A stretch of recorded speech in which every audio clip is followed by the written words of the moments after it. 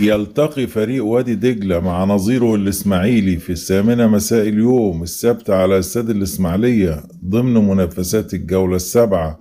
والأخيرة من دوري المجموعات ببطولة كأس عاصمة مصر.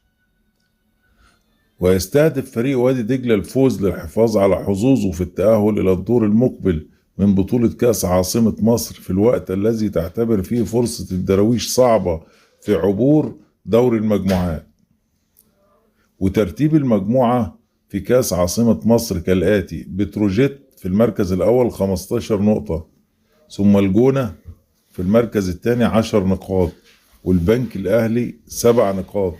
ووادي دجلة 7 نقاط، والإسماعيلي 5 نقاط، ومودرن سبورت 5 نقاط، وأخيرا بيراميدز 3 نقاط. ويحصل بطل كأس عاصمة مصر على 10 مليون جنيه، فيما يحصل صاحب الوصيف على 4 مليون، بينما يحصل صاحب المركز الثالث على 2 مليون، وأخيرا يحصل صاحب المركز الرابع على 1,500,000 جنيه، وهو ما يشعل المنافسة بين الأندية على التتويج بلقبها بعد ارتفاع العائد المادي لها.